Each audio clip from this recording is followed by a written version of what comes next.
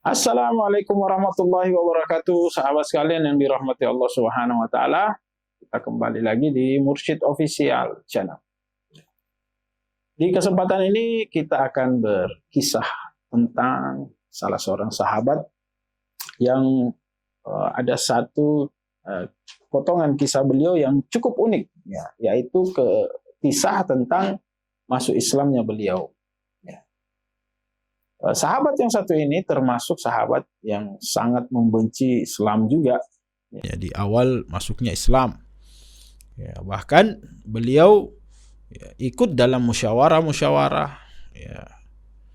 Lebih daripada itu ikut dalam peperangan, perang melawan kaum muslimin, yaitu perang Badar. Nama beliau adalah Umair bin Wahab al-Jumahi. Umair bin Wahab al-Jumahi, salah seorang di antara Quraisy atau penduduk Quraisy, bahkan dikatakan sebagai orang-orang dekat dari para tokoh-tokoh Quraisy pada waktu itu, musyrikin Quraisy. Umair bin Wahab al-Jumahi ini memiliki kebencian yang mendalam terhadap Islam, kepada Rasulullah sallallahu alaihi wasallam dan seluruh kaum muslimin. Itulah mengapa beliau ikut dalam perang Badar, ikut serta bahkan mengambil peranan.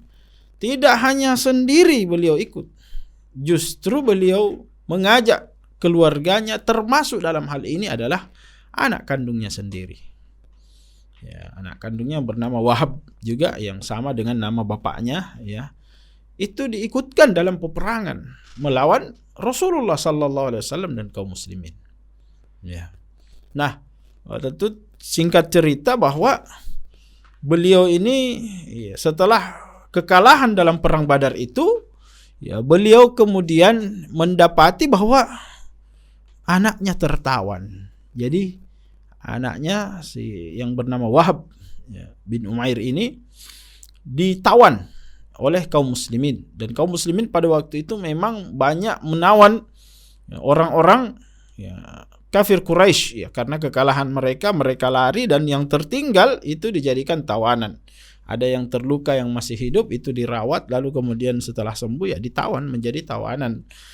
Fungsi tawanan dalam Islam banyak, bisa menjadi alat tukar, bisa dipakai untuk tawar menawar, misalnya bertukar tawanan. Kalau misalnya ada tawanan juga dari kaum muslimin yang ditawan oleh orang-orang Quraisy, atau bisa dijadikan alat untuk membuat sebuah kesepakatan. Misalnya saya akan melakukan ini dengan syarat kamu bebaskan atau kalian bebaskan tawanan dari kami, dan lain sebagainya. Banyak fungsi, bahkan bisa dihadiahkan sebagai bentuk apresiasi, misalnya bisa diberikan cuma-cuma. Dan ini dilakukan oleh Rasulullah sallallahu alaihi wasallam dalam beberapa peperangan. Begitupun para khulafa, bagaimana tawanan ini dijadikan sebagai hal yang kita sebutkan tadi. Nah, kembali ke tadi bahwa Umar bin Wahab ini mendapati anaknya tidak ikut bersama dia. Artinya dia ditawan oleh kaum muslimin. Ditawan oleh kaum muslimin, yang akhirnya membuat Umair ini khawatir. Khawatirnya itu dikarenakan dia dikenal oleh kaum muslimin sebagai orang yang sangat membenci Rasulullah, sangat membenci dakwah, sangat membenci Islam. Sehingga Umair ini khawatir jika saja anak-anak atau anak beliau, Wahab ini, diperlakukan keji oleh kaum muslimin, karena mengetahui bahwa sikapnya kepada kaum muslimin itu juga sangat kejam, dan bagaimana dia mengintimidasi dan mendukung intimidasi tersebut kepada kaum muslimin selama beliau atau selama Rasulullah berada di Mekah pada waktu itu. Nah, dia mengkhawatirkan anaknya akan dijadikan objek balas dendam oleh kaum muslimin, Rasulullah dan kaum muslimin. Sehingga ini menjadi bahan pikiran beliau, membuat beliau juga ya galau. Ya, dia takut kalau saja anak beliau itu yaitu diperlakukan ya buruk atau disiksa oleh kaum muslimin. Maka Safwan pun akhirnya Umair pun akhirnya berjalan ya di tengah kota Mekah pada waktu itu ya dengan mencari-cari sambil berpikir mencari cara untuk bagaimana membebaskan anaknya. Ya, bagaimana beliau melakukan atau upaya-upaya dalam rangka membebaskan anaknya tersebut dari tawanan. Nah, ketika itu beliau melihat Safwan bin Umayyah. Ya. Safwan bin Umayyah ini adalah salah seorang juga yang sangat membenci ya, Islam dan kaum muslimin. Ya, pada saat itu Umair pun bertemu dengan Safwan. Ya, di saat Safwan sedang berdoa di Ka'bah ya, bersama dengan ya, meminta kepada berhala-berhalanya. Ya. Dia meminta kepada berhala-berhalanya untuk ya mengabulkan beberapa permintaan-permintaan. Dia beribadah ya. Lalu kemudian dia mendekati ya, Safwan bin Umayyah. Ya, jadi Umair bin Wahab ini mendekati Safwan bin Umayyah sambil kemudian menegur ya, dengan sapaan-sapaan yang kita kenal ya, sapaan-sapaan jahiliyah ya, yang digunakan untuk membuka perbincangan. Nah, sampailah pada perbincangan mengenai ya, perang Badar. Mereka mendengarkan atau mereka saling berbincang mengenai perang Badar dan mengatakan ya kita mendapatkan kekalahan di perang Badar, mengalami ya banyak kerugian ya baik itu materi maupun kerugian jiwa atau nyawa yang akhirnya ya membuat kita banyak hal yang perlu untuk kita pikirkan. Ya maka ditimpali juga oleh Umair yang mengatakan bahwa terlebih lagi anak saya sedang ditawan. Ya, anak saya sedang ditawan.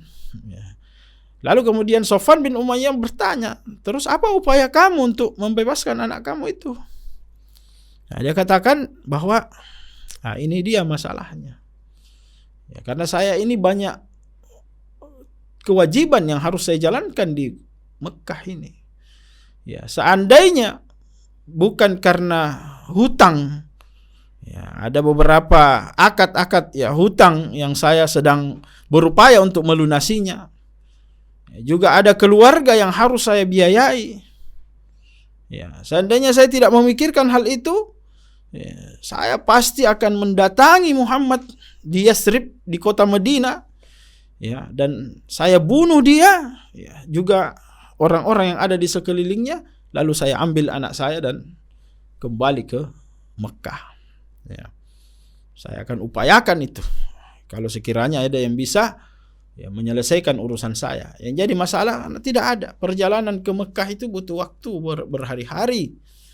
Ya, kemudian jika saya juga wafat, ya, siapa yang akan melunasi hutang-hutang saya? Itu akan terwarisi kepada keluarga saya.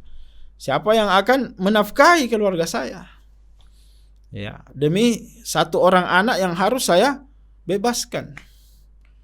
Ya, maka beliau berpikir panjang tentang hal tersebut. Ya, di sisi lain mau membebaskan anaknya, di sisi lain ya tidak bisa karena adanya tanggungan-tanggungan tadi. Maka sahabat sekalian dirahmati Allah Subhanahu wa taala, mendengar hal itu Safwan bin Umayyah yang kita kenal memang tokoh ya di Quraisy, di tengah-tengah kaum musyrikin Quraisy. Ya, bismillah. Itu kemudian menanggapi dan mengatakan, bagaimana kalau ada yang bisa menyelesaikan hutang-hutangmu, ada yang bisa menanggung ya, beban atau menanggung biaya hidup keluargamu, apakah kamu tetap akan pergi? Ya. Beliau katakan, ya, sudah saya katakan tadi bahwa saya cuma terbebani hal tersebut. Ya, karena kalau saya tidak ada, maka siapa yang akan menanggung biaya hidup keluarga saya? Dan kalau saya wafat, siapa yang akan membayar hutang-hutang dari apa yang saya hutang dahulu? Nah, dari situ akhirnya dia berpikir, Sofwan bin Umayyah pun menawarkan, mengatakan, saya siap, asalkan kamu betul dengan azammu itu.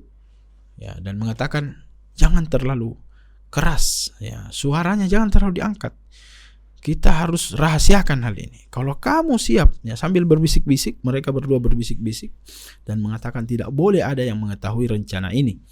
Ya, kalau kamu betul-betul mau membiayai keluarga saya, mau membayarkan hutang-hutang saya, ya, saya akan ke Mekah, ke Madinah dan membunuh Muhammad, ya, mengambil anak saya. Ya, kamu tidak usah ragu dengan apa yang saya ucapkan. Ya. Yang jelas jangan sampai, ya, orang ini atau banyak orang yang mengetahui hal ini. Maka dillah, sepakatlah, ya, siapa Umair dan Sofwan untuk, ya, tadi bagaimana mereka saling membiayai, atau bagaimana Sofwan membiayai lalu kemudian Umair, ya, menjalankan apa yang harus dia lakukan. Ya, tentu Sofwan ini memiliki tujuan juga, ya, kalau misalnya ada yang bisa membunuh Muhammad, ya, membunuh Rasulullah sallallahu alaihi wasallam, maka, ya, tentu itu akan menjadi nilai plus atau, ya, sanjungan, kemudian ada keuntungan, ya, secara kolektif, bahkan, ya, orang-orang Quraisy akan merasa menang jika Rasulullah itu wafat. Nah, apa yang kemudian terjadi? Sofwan, ya, pun ketika menyanggupi hal tersebut, dan akhirnya Umair bin Wahab ini bersiap-siap untuk melakukan perjalanan menuju Yathrib atau saat ini dinamakan Madinah. Nah, kemudian dalam perjalanan, ya, dia kemudian membawa bekal sesuai dengan kebutuhannya, ya, dan kemudian dia berjalan menuju Madinah. Ketika di Madinah, ya, artinya sudah sampai di Madinah, dia memantau kondisi Madinah. Ya, memantau kondisi Madinah, bagaimana, ya, kondisi di dalam kota, ya, bagaimana, ya, dari luar dia memantau, sejak dari luar dia melihat-lihat kondisi-kondisi tersebut, ya, apakah tidak membahayakan, ya, agar dia betul-betul tepat sasaran. Nah, tentu ini bukan hal mudah bagi Umair karena dia masuk ke kandang lawannya, ya, masuk ke, ya, tempat di mana Rasulullah dan para sahabatnya itu, ya, berkumpul, ya, meskipun di dalamnya ada orang-orang munafik, ada orang-orang Yahudi pada saat itu. Nah, ketika beliau masuk, ya, dia melihat ada sekumpulan orang, diantaranya adalah Umar bin Khattab yang dikelilingi oleh sahabat-sahabat lainnya, ya, dengan, ya, menyarungkan, ya, dengan memamerkan pedangnya, ya, dia pun mendatangi Umar bin Khattab, ya, karena dia mencari Rasulullah, dia tidak temui, dan akhirnya dia mendapati Umar bin Khattab di masjid Nabi sallallahu alaihi wasallam. Nah, di masjid itu tentu kita sebagaimana ketahui itu berdekatan dengan rumah Rasulullah. Jadi Rasulullah pastinya tidak jauh dari situ. Hanya saja ketika itu Rasulullah tidak berada di masjid, ya. Nah, apa yang terjadi kemudian? Dia pun menanyakan, di mana Muhammad? Ya, di mana Muhammad? Ya, ada apa? Kenapa kamu cari Muhammad? Ya, kenapa engkau mencari Rasulullah? Apalagi sambil menenteng pedang seperti itu? Ya, apa ada keperluan apa? Maka seketika Umar bin Khattab secara refleks karena melihat reaksi itu, ya, dia katakan bahwa Umair bin Wahab datang, ya, dan dia pasti memiliki niat buruk. Cepat ke rumah Rasulullah dan lindungi Rasulullah dengan berbagai lapisan. Ya, maka seketika Umair bin Wahab pun lari menuju rumah Rasulullah, kediaman Rasulullah, dan, ya, saling berkejar dengan Umar bin Khattab. Nah, Umar bin Khattab pun menangkap Umair bin Wahab ini, tapi sudah berhadapan dengan Rasulullah. Maka Rasulullah mengatakan, ada apa ini? Kenapa ribut? Nah, Umair bin Wahab pun mengatakan, saya ada keperluan. Ya, lalu Umar bin Khattab menangkap Umair ini dan ya dikatakan bahwa dia pun menarik bajunya ya, dan tangannya kebelakangkan, ditarik ke belakang agar supaya dia tidak bisa bergerak dan bebas untuk memegang pedangnya, mencabut pedangnya. Ya, dan kemudian sahabat yang lain pun ya merapat ya dengan membantu Umar bin Khattab agar supaya tidak terjadi ya hal-hal yang tidak diinginkan. Ya. Lalu kemudian Rasulullah mengatakan, lepaskan, itlaq. Ya, itlaqu, ya, lepaskan dia. Ya. Ketika beliau ya Rasulullah ini memerintahkan untuk melepaskan, maka sahabat pun mengatakan, ya, tidak bisa kami lepaskan oleh Rasulullah. Ini Umair bin Wahab ini orang yang sangat jahat, ya, tidak suka dengan Islam, membenci Islam, dan saya yakin dia pasti punya niat buruk untuk ke sini. Dia memiliki niat yang tidak baik untuk datang ke Madinah. Ya. Lalu Rasulullah pun mengkonfirmasi hal itu. Ya. Lepaskan saja, biar dia nyaman berbicara, lepaskan saja. Ya. Maka akhirnya dilepaslah beliau, dan beliau pun dengan rileks dicoba untuk merilekskan diri dan berbicara di hadapan Rasulullah sallallahu alaihi wasallam. Ya. Beliau katakan, saya tidak ada kebutuhan lain. Saya hanya ingin ya salah seorang di antara tawanan ini dibebaskan. Siapa itu? Beliau pun menunjuk, karena tawanan itu ternyata ada di sekitar Masjid Nabawi. Ya, ditunjuklah si fulan ini. Ya. Beliau tidak mau menyebutkan bahwa itu adalah anaknya. Ya, khawatir orang akan ya kaget mendengar hal itu, meskipun sebenarnya beberapa orang sudah mengetahui hal itu. Saya mau tawanan tersebut ya dibebaskan. Ya. Apa keuntungannya bagi kaum muslimin ketika itu dibebaskan? Ya. Nah, kemudian Umair bin Wahab ini pun ya menjelaskan hal itu, dan akhirnya Rasulullah mengatakan, tidak, kamu kesini bukan hanya bertujuan membebaskan tawanan. Ya. Lalu kemudian beliau ya Rasulullah ya mengcopy paste, ya, menyampaikan apa ya kata-kata yang diucapkan oleh Umair bin Wahab yang sempat disampaikan kepada Safwan bin Umayyah ketika mereka berdua. Ya, apa itu? Kata-kata tadi. Sekiranya ada, ya, jadi Rasulullah mengatakan, bukankah kamu pernah berkata di hadapan ya seseorang di Mekah, kalau ada yang bisa membayarkan hutang-hutang saya, menanggung hutang-hutang saya, kemudian menanggung biaya hidup keluarga saya, maka saya akan ke Madinah untuk membunuh Muhammad. Ya, lalu kemudian saya akan membebaskan tawanan-tawanan Quraisy, itu termasuk anak saya. Bukankah kamu pernah berkata begitu? Seketika Umair bin Wahab ini kaget. Loh, dari mana ditahu? Ya, mungkin kagetnya kenapa? Karena itu di zaman Rasulullah ya. Jadi kabar itu tidak bisa sengaja dikirim pun, itu akan lama nyampenya ya. Akan lama sampainya. Ini jarak 600 km kurang lebih. Nah, ternyata Rasulullah sallallahu alaihi wasallam mengetahui perbincangan dia di hadapan Ka'bah tadi bersama Safwan bin Umayyah. Entah bagaimana caranya, ya tentu kita ketahui di situ ada ya peranan malaikat yang Allah Subhanahu wa taala utus untuk menyampaikannya kepada Rasulullah sallallahu alaihi wasallam. Nah, lalu kemudian Umair ini pun kaget, mengatakan, kok bisa? Ya, kok bisa tahu? Padahal setahu saya cuma saya dan Safwan saja yang mengetahui hal ini. Ya. Lalu kemudian ya, dia sadar bahwa inilah kemahakuasaan Allah Subhanahu wa taala. Dia katakan, ya Rasulullah, ini adalah mukjizat yang tidak bisa saya tolak.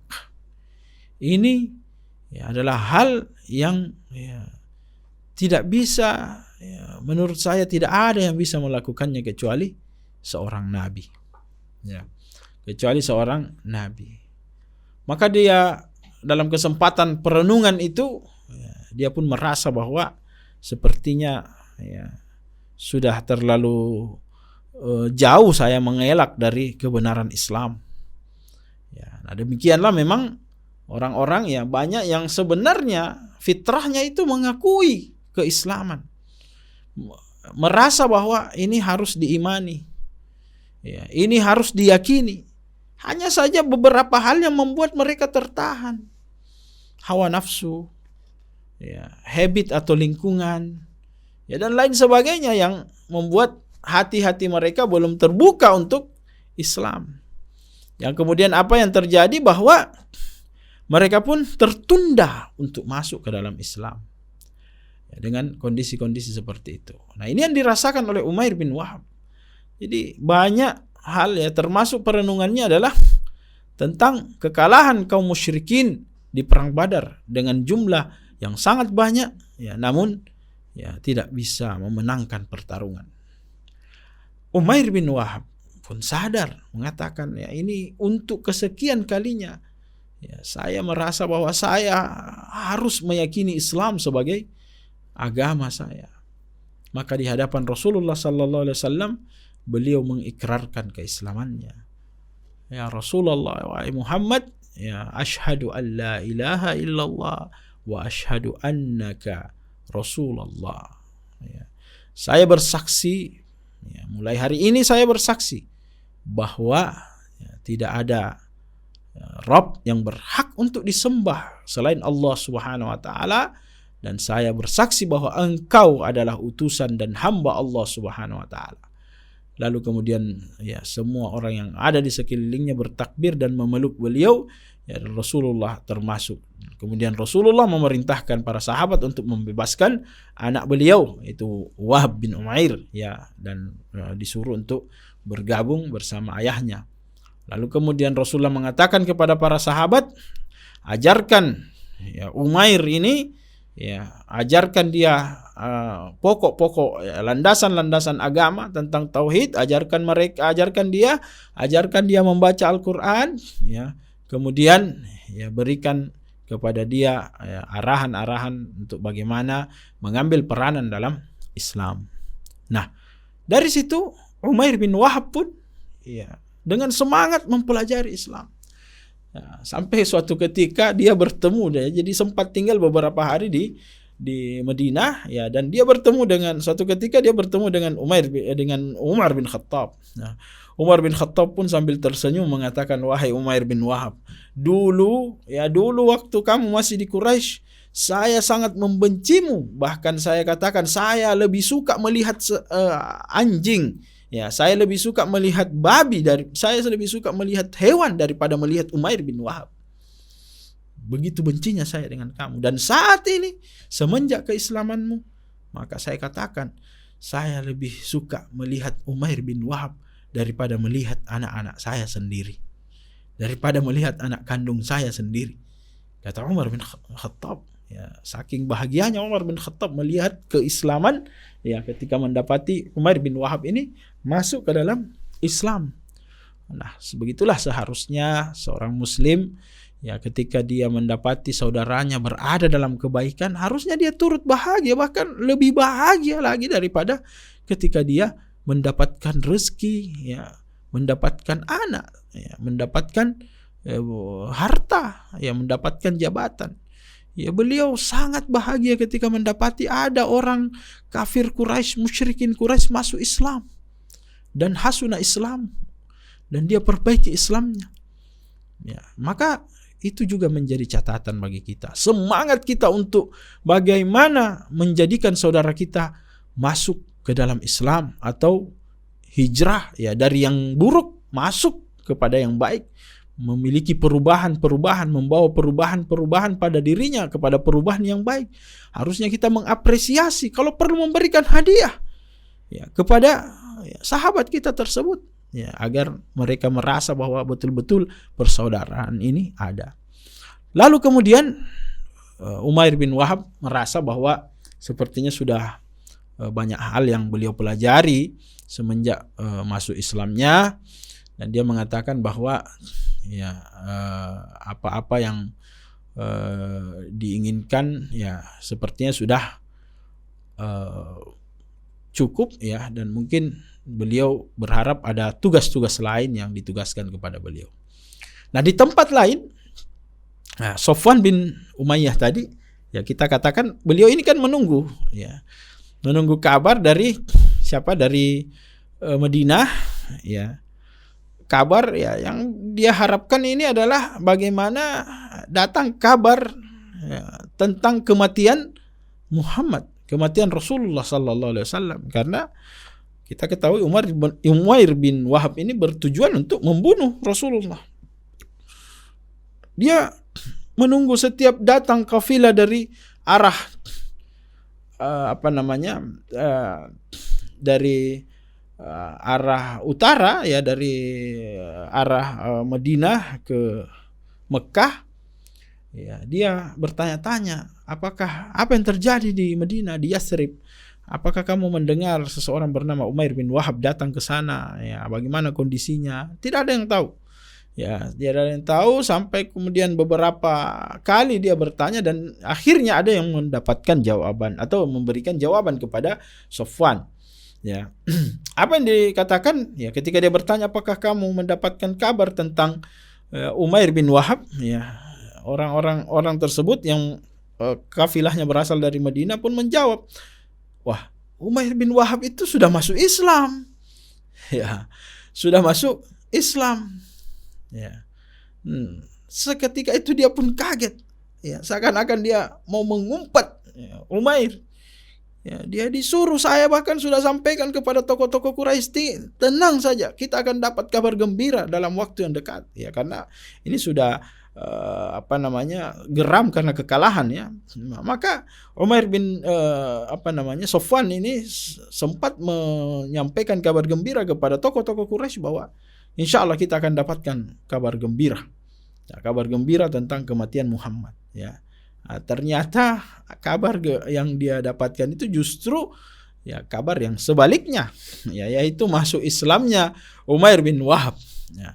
Di sini dia membuat itu semakin geram ya, semakin geram dan ya merasa tertipu dengan janji daripada Umair bin Wahab ya. Yang pada akhirnya Umair bin Wahab pun ya meminta izin kepada Rasulullah untuk ya kembali ke Mekah ya, dan setelah dipastikan ya aman dan lain sebagainya ya, beliau pun meminta izin dan insya Allah akan kembali setelah ya beliau membereskan apa yang harus dibereskan di Mekah ya pada saat itu ya, termasuk yang kita katakan tadi yaitu hutang-hutang dan juga keluarganya. Dan akhirnya ya ketika sampai di Mekah dia pun mendekati siapa? Sofwan ya. Dia mendekati Sofwan bin Umayyah ini ya, dan ya, dengan terus terang mendakwahkan ya untuk masuk ke dalam Islam ya, bahwa wahai Sofwan ya, kamu ini adalah tokoh di mana di Mekah ini, di tokohnya orang-orang Quraisy ya, dan kamu ini adalah tokoh yang berakal ya. Tidakkah kamu melihat ya? Tidakkah kamu berakal bagaimana melihat kaum kita ini menyembah batu? Ya, tidak masukkah di akalmu itu bahwa itu batu itu tidak bisa, patung itu tidak bisa ngapa-ngapain? Ya, dia dakwahi terus Sofwan ya, sampai akhirnya ya tetap ya, mendapatkan ya penolakan, tapi beliau tetap berdakwah menyampaikan itu kepada orang-orang Quraisy ya, dan karena Umair ini yang punya juga kewibawaan sehingga tidak juga di apa-apakan atau mereka tidak berani untuk mengganggu gugat jalannya. Dan akhirnya ya tentu ya kita dapati bahwa ya inilah yang menjadi jati diri seorang muslim. Masuk Islamnya itu bukan hanya sekedar datang masuk Islam, sholat, puasa dan seterusnya, tidak. Seorang muslim ya punya semangat untuk menyebarkan kebaikan, untuk ya mematikan kemungkaran, untuk memadamkan ya, api-api maksiat, api-api kesyirikan. Inilah semangat yang dibawa oleh Umair bin Wahab. Setelah benci dari Islam, benci kepada Islam, masuk ke Islam justru sangat mencintai Islam dan menyebarkan Islam itu ke tengah-tengah orang-orang musyrik. Disebarkan lalu kemudian didakwahkan. Nah, semangat kita pun harus sama. Jangan berhenti pada hidayah sendiri. Ini yang terjadi di kebanyakan kaum muslimin saat ini. Mereka berharap umat Islam ini bisa menang, tapi mereka sendiri tidak punya upaya untuk ke sana, minimal bagaimana mendakwahkan, menyampaikan dengan berbagai metode. Tidak mesti harus menjadi penceramah ketika kita berdakwah, diskusi-diskusi dengan sahabat-sahabat kita, diskusi-diskusi ringan dengan tetangga kita yang tidak sholat, tetangga kita yang melakukan kemaksiatan, sahabat kita, anzir ashiratakal aqrabin, kerabat kita, dan lain sebagainya. Itu bisa menjadi motivasi sebagaimana yang dilakukan oleh para sahabat kita, sahabat Rasulullah sallallahu alaihi wasallam. Contoh dari beliau-beliau ini adalah satu inspirasi yang tidak boleh kita ketinggalan momennya. Nah, mari kita punya semangat tadi, semangat mencari kebenaran, menebarkan kebenaran, juga tentu saja bagaimana kita melihat semangat ketika kita mendapati saudara kita ikut jalan Allah Subhanahu wa taala, mengikuti sunnah Nabi sallallahu alaihi wasallam, sehingga itu menjadi sesuatu yang tentu kita bergembira pada tempatnya. Jangan hanya diukur pada hal-hal yang sifatnya duniawi. Itulah yang dimaksud dengan al-hubbu fillah wal bughdu fillah. Cinta kepada Allah dan benci karena Allah. Cinta seseorang karena Allah dan membenci seseorang karena Allah. Ungkapan Umar bin Khattab ini adalah ungkapan yang selaras dengan konsep tadi. Dia membenci Umair bin Wahab karena dia musyrik dan memusuhi Islam, melawan Islam, bahkan turut serta dalam perang Badar untuk melawan Rasulullah sallallahu alaihi wasallam.